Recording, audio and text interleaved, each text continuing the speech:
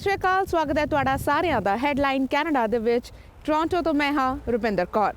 ਹਰ ਸਾਲ ਆਪਣੇ ਵਿੱਚ ਕੁਝ ਯਾਦਾਂ ਸਮੇਟ ਜਾਂਦਾ ਹੈ। ਹਰ ਸਾਲ ਕੁਝ ਸੁਪਨੇ ਸਜੋਏ ਜਾਂਦੇ ਨੇ ਅਗਲੇ ਸਾਲ ਦੇ ਲਈ। ਹਰ ਸਾਲ ਸਰਕਾਰਾਂ ਵੱਲੋਂ ਕੁਝ ਐਲਾਨ ਕੀਤੇ ਜਾਂਦੇ ਨੇ ਜਿਸ ਦਾ ਅਸਰ ਕਿਸੇ ਦੀ ਜ਼ਿੰਦਗੀ ਤੇ ਜ਼ਰੂਰ ਹੁੰਦਾ ਹੈ। ਅੱਜ ਅਸੀਂ ਹੈਡਲਾਈਨ ਕੈਨੇਡਾ ਦੇ ਵਿੱਚ ਗੱਲ ਕਰਾਂਗੇ ਕੈਨੇਡਾ ਸਰਕਾਰ ਵੱਲੋਂ 2016 ਵਿੱਚ ਕੀਤੀਆਂ ਗਈਆਂ ਕੁਝ ਖਾਸ ਅਨਾਉਂਸਮੈਂਟਸ ਤੇ। ਸੋ ਸ਼ੁਰੂ ਕਰਦੇ ਹਾਂ ਹੈਡਲਾਈਨ ਕੈਨੇਡਾ। ਸਾਲ 2016 ਦੇ ਜਾਂਦੇ immigration and citizenship minister John McCallum ਵੱਲੋਂ ਖਾਸ ਤੌਰ ਤੇ ਪੇਰੈਂਟਸ ਐਂਡ ਗ੍ਰੈਂਡ ਪੇਰੈਂਟਸ ਲਈ ਅਨਾਉਂਸਮੈਂਟ ਕੀਤੀਆਂ ਗਈਆਂ। ਹੁਣ ਇੱਕ ਲੋਟਰੀ ਸਿਸਟਮ ਰਾਹੀਂ 10,000 ਐਪਲੀਕੇਸ਼ਨਸ ਐਕਸੈਪਟ ਕੀਤੀਆਂ ਜਾਣਗੀਆਂ। 3 ਜਨਵਰੀ 2017 ਤੋਂ ਲੈ ਕੇ 2 ਫਰਵਰੀ 2017 ਤੱਕ ਆਨਲਾਈਨ ਐਪਲੀਕੇਸ਼ਨਸ ਫਿਲ ਕੀਤੀਆਂ ਜਾ ਸਕਦੀਆਂ ਨੇ।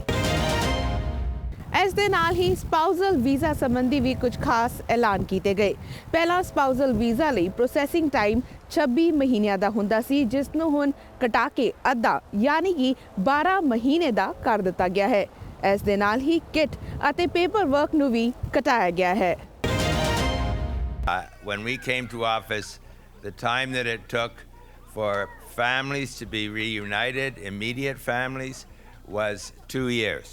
Or more precisely, for those coming from outside Canada, it was 18 months, and for those inside Canada, 26 months for 80% of the cases.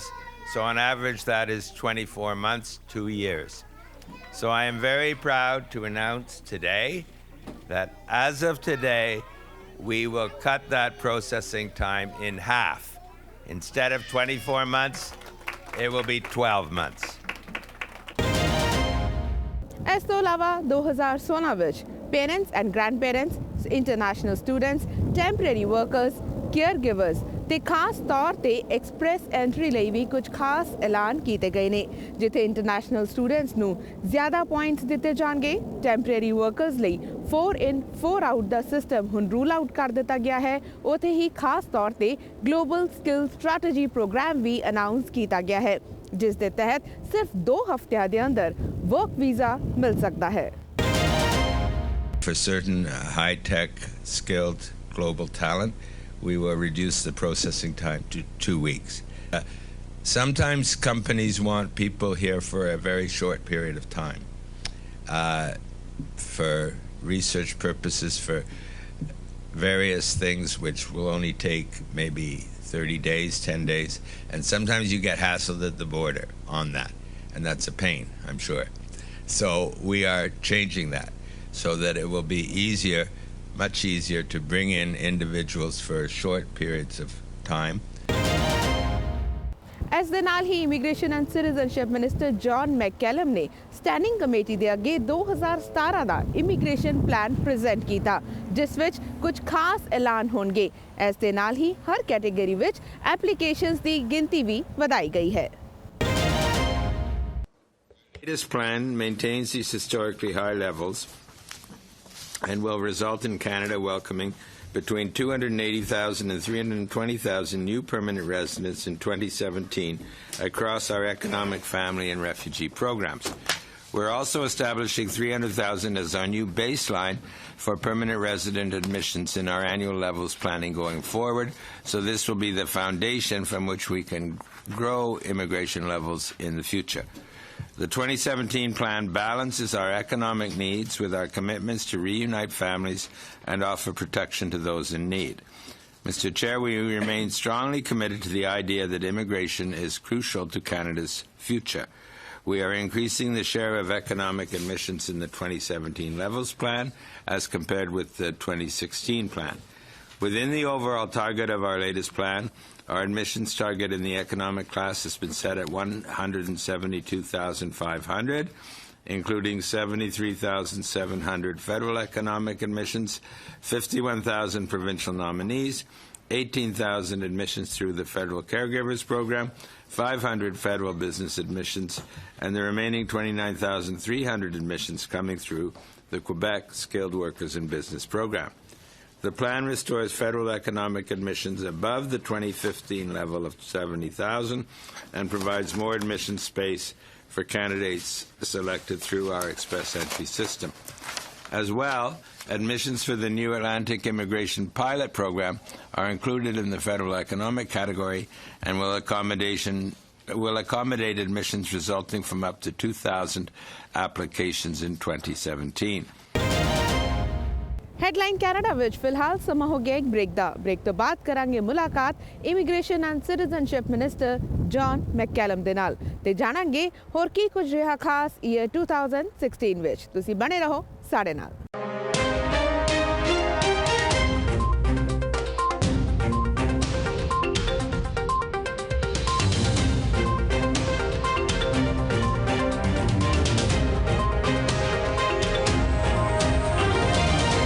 Hello and welcome to our special episode. Today we have a very special guest in our studio, Minister of Immigration, Citizenship and Refugees, John Mccallum. Hello and welcome again to our studio. Pleasure to be with you. It's an honor to have you here. So Liberal government has completed 1 year, and we should say successfully completed 1 year. If we look back at this 1 year, you promised real changes and you have initiated steps for that. The biggest project was to settle down Syrian refugees. But now, when the sponsored government 1 year is over, what lies ahead for them? Because no more government grants will be there, no more donations, no more food banks. So what lies ahead? For the refugees? Yes. Well, look, I think I just came from Pearson Airport where we celebrated the 1 year anniversary of the first plane arriving. And so what makes me really proud as a Canadian is that at a time when other countries were closing their doors, we came out and welcomed them. And I think Canadians have shown an awesome welcome to the refugees. And I think the refugees are doing well. It's always difficult when you come from a brutal civil war and you don't speak English or French and you don't have much education, which is the case for many of the government-assisted refugees. You don't settle in immediately. So it's an investment. It takes time. They're definitely making progress, similar to past waves of refugees. All of them have found housing. Almost all of them are learning English or French. Many have jobs, but many don't have jobs. And so it'll take a while for them to settle in, but this has always been the case. And the children, by the way, do extremely well. The children, in terms of education and other achievements, do at least as well as other Canadians. So I think things are going well. But we have seen a couple of stories where some refugees are in the waiting list for the English classes. So now when the sponsored government year is over, will they still be having the access to those classes and other services? Yes, all the federal government support continues after the first year, except the income support, which transfers to the provincial governments, and that's always been the case. But the language training remains and the other services remain, and we've just injected $18 million additional dollars, half of which is going to language training to shore it up, to make sure that people do have access. I think it's over 90% of government-assisted Syrian refugees are now taking English classes. So there are some waiting lines, but the vast majority are learning English. Okay, coming back to the recent announcement on spousal visa changes. Yes. Definitely it's a good step. It's like welcomed by the community because it was longly demanded for this. What kind of response you have got from the community or other communities regarding this? Well, I think it's been universally positive. I think it's unacceptable when the Canadian government keeps families apart for 2 years, husbands, wives, their children, for 2 years. We've said that was unacceptable. That was one of our biggest election commitments. And then just this week, I announced that we were going from 2 years to 1 year. And I hope we'll be able to go lower in coming months. But right now, there's a standard time of 1 year, which is half of what it used to be. And so we've put some more money into the system. We've admitted a good number of spouses so as to get the backlog down. And we've also really improved the simplicity and the efficiency of the system. So there's going to be a new kit, a new process online starting December 15th in just a few days. And it'll be much simpler, fewer forms, simpler English, easier to access. And so that's a significant part of the improvement. Definitely, it's good in every means for the applicants. But now, when the processing time is cut into half, if we come back to the department, will they be having the enough time to go through the files to check whether it's not a fraud? Will they be the time? 12 months will be enough for them? Yes. One thing I said at the time of the announcement is we're making it more efficient, we're putting in more money, we're reducing the inventory. We are not changing in any way the screening that we do for security, for criminality, and we continue to check for fraudulent marriages. So those things have not changed. What has changed is the efficiency of the process, reducing the backlog, and that's what allows us to get it down to 12 months. You said other day down the line you will be announcing on-landing PR for the spouse. Earlier, on arrival PR. Oh, yes. You will be announcing this soon. But don't you think this was early initiated 2 years' time to stop the frauds? Well, if it was to stop the fraud, it didn't work. There's no evidence. My department has done an analysis. There is no evidence that this had an impact on the fraud. The reason we're changing that is that when you have a conditional permanent residence for 2 years, the person has no status if he or she is out of the marriage. And so it gives rise to the possibility of domestic abuse, and especially against women. And so many organizations told us this was a big problem. So that's why we are saying that immediately upon arrival, spouses will be permanent residents.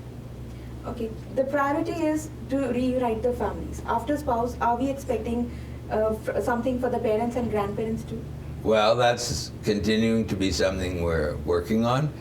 We've doubled the number who can apply each year from 5,000 to 10,000, and the processing times are coming down as we eat into these backlogs or inventories, but they're still too high. And there's many things left in immigration that are far from perfect and that require more work. So what we announced today or this week was about the immediate families, but there's still more work to do on parents and grandparents and also caregivers. It takes too long. So we have other challenges to address, but at least we've dealt in a pretty thorough way with the immediate families. Okay. Coming to international students, recently you have made the announcement, the express entry, the more points will be given to the international students. How was this welcomed by the universities and the students? Well, not surprisingly, they were both very happy because I believe, that the best future Canadians are international students. They're young, they're educated, they speak English or French, they know something about the country, and we're competing with other countries for the best students. You know, we have to persuade them to come to the cold Canadian winters instead of the warm Australian beaches. And so one way in which we're doing that is by giving additional points under express entry. You make it easier for international students to become permanent residents. And we like that because we think we need them. And under this new system, up to 40% of the economic immigrants under express entry will be international students, and we think that's a good thing for Canada. You cannot make everyone happy and everyone satisfied. There are few students who were expecting more because the points will be given to them right now. They don't fall in that slab and still they cannot file for their permanent residency. Will you be initiating further more steps for the international students? Well, as you just said, you can't make everybody happy all of the time. I think this will be good for Canada and it will be good for international students, and far more will be able to become permanent residents. Not everybody, but a much higher proportion than before. And if we talk about the Global Skills Strategy Program, which was announced last week, the highly skilled workers from all over the world, they are invited in Canada and they'll get visa in 2 weeks. That's really fast. Yes. Wow. Well, we mean business. Yeah. This announcement was really welcomed by the highly skilled workers all over the world. Well, yes. I've visited many of the companies that are high-tech, requiring high-skilled labor. And if I tell them that it takes 6 months, they say, oh, no, that's terrible. We need it in 6 days. And we can't do 6 days, but 2 weeks is pretty good. And so I think compared with other countries, we will be able to welcome more. And I should also tell you that often this kind of policy actually creates jobs in Canada, because these high-tech companies, they need a certain number of key people from overseas. But if they can get those key people, they can expand in Canada and hire many more Canadians.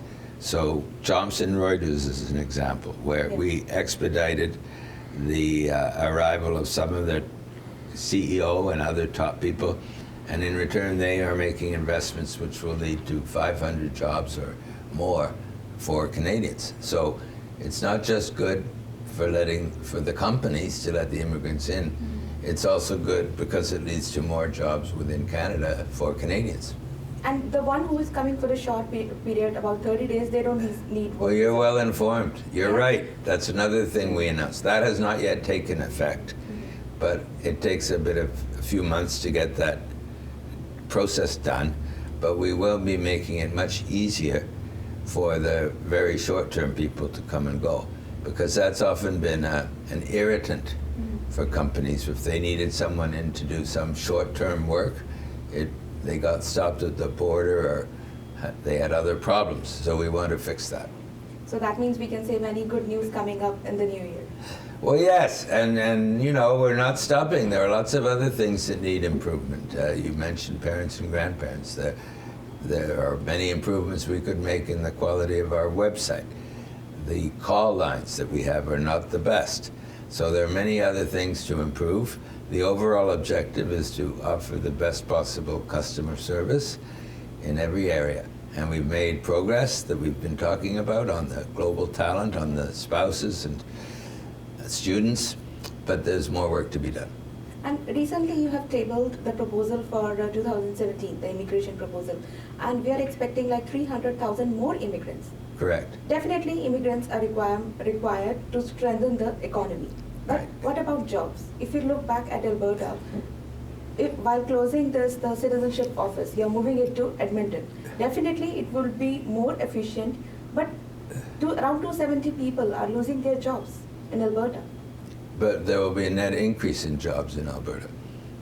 They're losing their jobs in Vegreville, but we're adding more jobs in Edmonton. So net, for the province of Alberta, there will be an increase in jobs.